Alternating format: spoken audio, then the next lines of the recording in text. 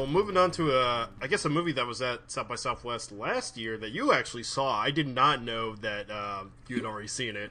I'm surprised I had never told you about this. Yeah, no, I don't think you ever mentioned it at all. I mean, like, especially with the title. So the movie's called Porno, which immediately caught my eye when I saw an article about it saying that it was being released on Shudder, and I was like, what?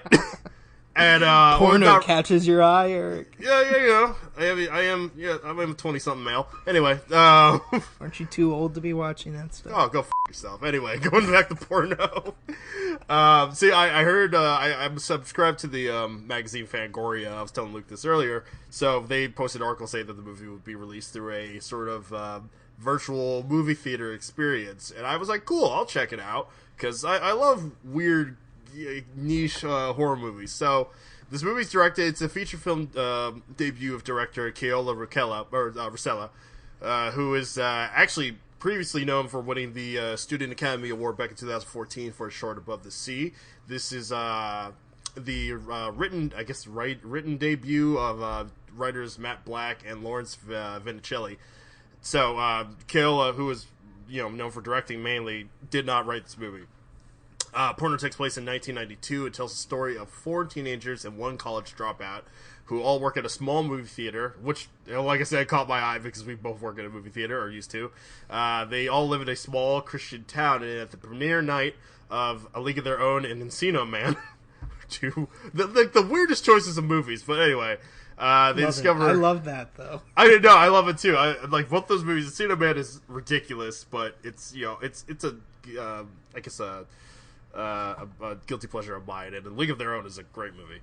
But they find a mysterious old film reel hidden in the basement of the movie theater, and after watching it, they accidentally unleash a succubus that proceeds to hunt them down.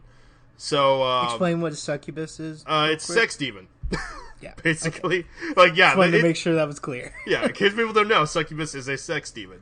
So this movie, this is such a weird movie.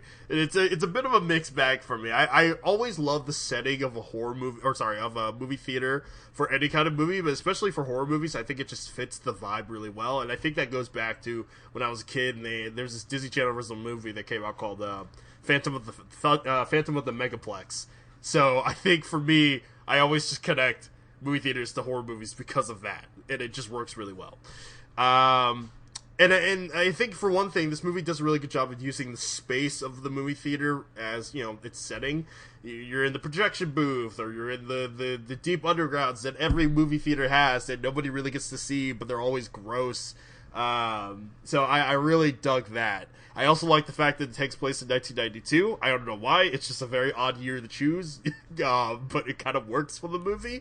But it also works in the sense that they're using old film reels, and they find the old film reel that has this demon trapped in it. I think for us, if this ever happened to us, which would be hilarious, it would be in the sense of somebody downloaded a mysterious digital... Or we found a hard drive. Or yeah, or we have found a hard room. drive. We found an old hard drive in the storage room and it had a demon on it, which honestly would be funny. But something about the film reel just makes it feel, I guess, retro, and it works really well. And knowing me, Luke, you know me very well, I also really dug the satanic imagery throughout the movie, especially in the actual film reel that they watched, the quote-unquote porno. It just looks really cool. I actually wrote down, it looks cool as hell, no pun intended. It reminded me of like an old King Diamond music video. There's a lot of like really cool colors, flashes of satanic symbols, nudity, gothic lighting. It's very LaVeyan, and if you don't know what LaVeyan is, LaVeyan Satanism, which is like really over the top Satanism. So I thought it was alright. I thought it was cool. I also really like the design of the succubus. This being a smaller budget film, you get the sense that they couldn't make like a full-fledged outfit, so what they do is they, when the succubus goes full demon mode, she has makeup on her face, making herself look like a demon, and on her hands and her feet, but for the most part it's a human body. And I guess the other thing is that they want to show off that it's a sex demon, so they have a very attractive actress playing her. They show off... Attractive. Very attractive. So they show off the goods. But it's also a good way of dialing back the budget. So for the special effects that they use, it's really good. And speaking of special effects, there are a lot of practical effects in this movie that are actually really well done and very realistic looking. One in particular, a very cringy, disgusting. Like I watched this with my fiance because she just sat down and was like, no. She was like, "What are you watching?" And I was like, "It's this like weird horror movie that I got to review." So we watched it together, and that scene came on, and she and I were squirming. It was a lot to handle, but it was, if we're talking about the actual design of the prosthetic, it looked really good. It looked very realistic. It made me feel queasy, and I don't normally get queasy with horror movies because I put myself in a frame of reference of this is fake, but that one did get me a bit, so I was very impressed with it. However, I did find the characters to be a bit grating at times. They're all, so it's a small Christian town, like I said before, and they are all very Christian, especially the projectionist whose name is Heavy Metal Jeff, who originally I thought was going to be the coolest character in the beginning of the movie. I thought he was going to be like the I guess the anti-Christian one, and I'm not saying you can't be cool if you're Christian, but I'm saying that like I thought he was going to be like more of an edgelord, if anything.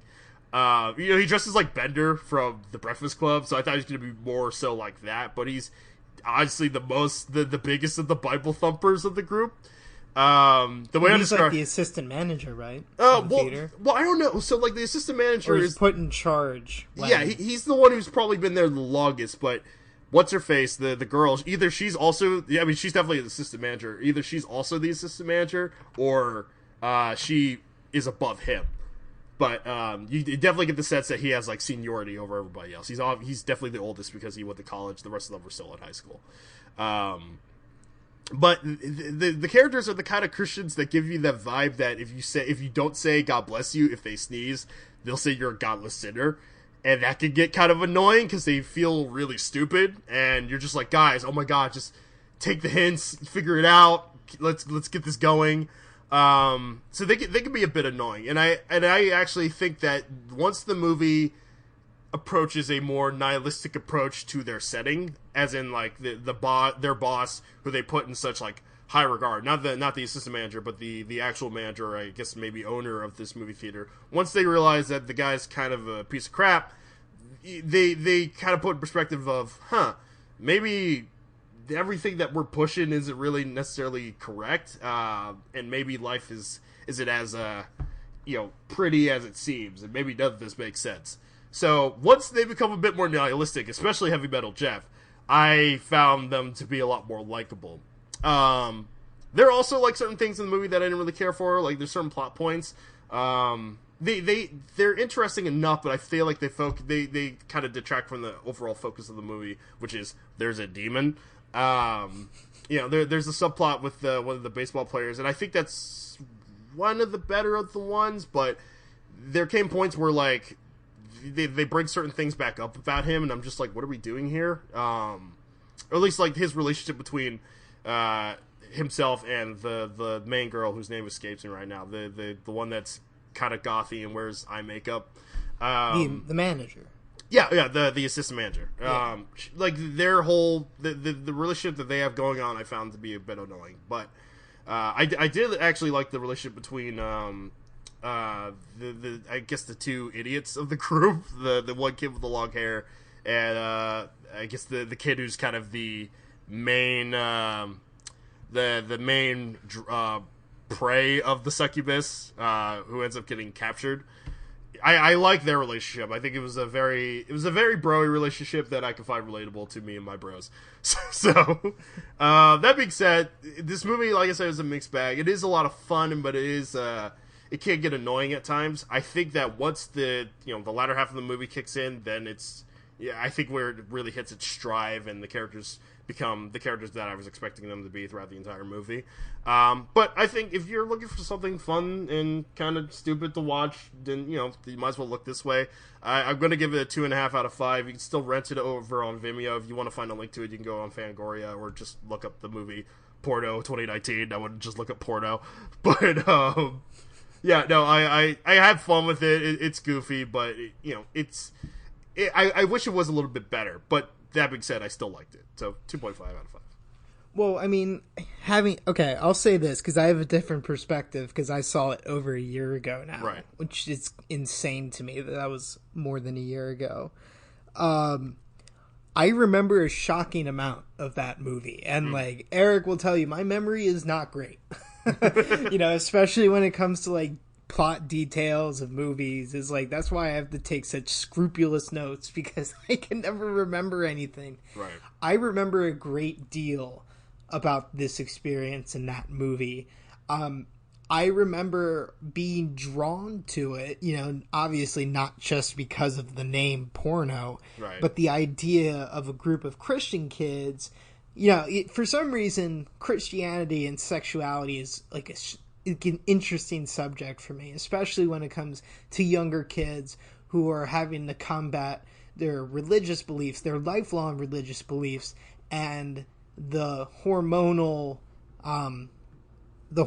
suggestions and anticipations of their bodies, and the combating that happens between that. I always find that interesting. Okay. And the fact, like, I was working at the movie theater at that time too. It's just like, oh, these kids are having to deal with their sexuality in a movie theater with a sex demon. It's like, oh, that sounds like actually really cool. But I remember finding it funny at some points, but then also being horribly disgusted by others. Eric was talking about the very realistic looking prosthetic that was used.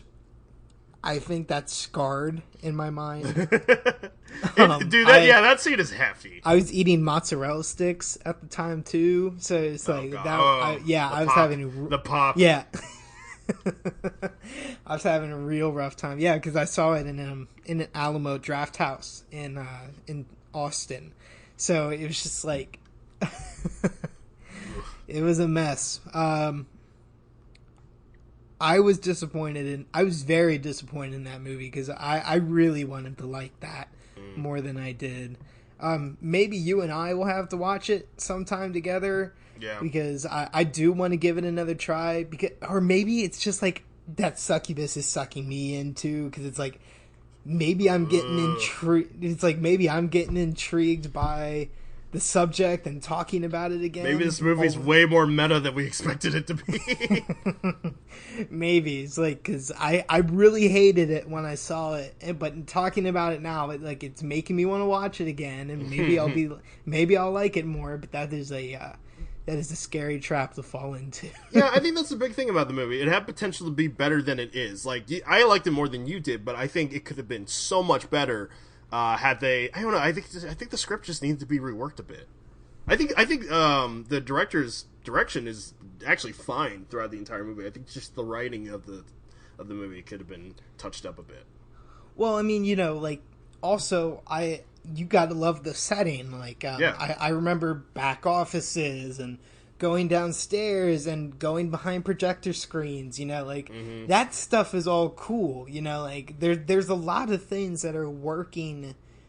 There are a lot of things inherited by this premise that work in this film. I obviously don't remember my grievances specifically. I remember being totally disgusted, and honestly, I gotta admit, hanging out with you, because you and I didn't know each other all that well a year ago. Right. My tolerance for these sorts of things has grown. So, I remember being absolutely revolted watching the movie, but maybe I won't be. Yeah. This time around. Maybe except I've for corrupted the one you scene, enough. which definitely will be. That one scene was really bad. Yeah, like I said, if it got to me, then it definitely got to you. That was a rough one. Really good prosthetic, really good effect, but Jesus Christ.